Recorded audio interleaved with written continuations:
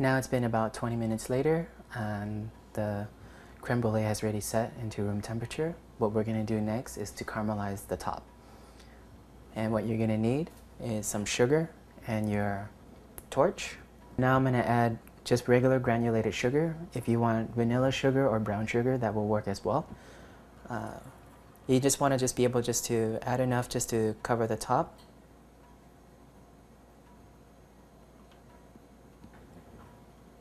You can just shake it around just a little bit, evenly get it all around.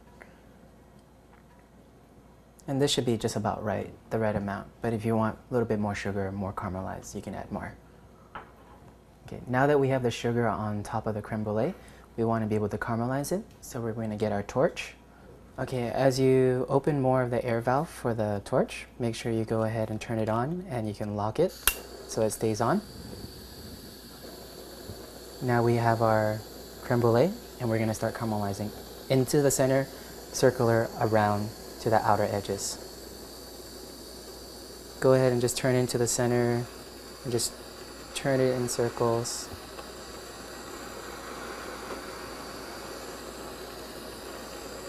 Just let it crisp up a little bit and brown.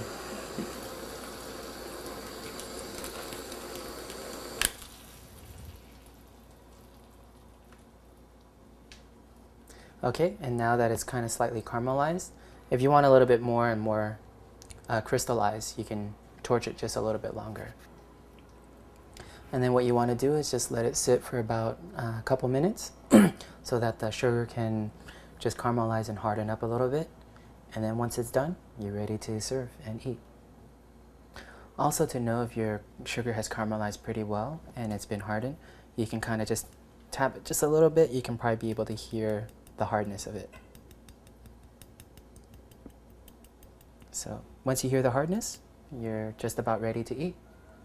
So we can go ahead and just dig in. Bon appetit. It's very good.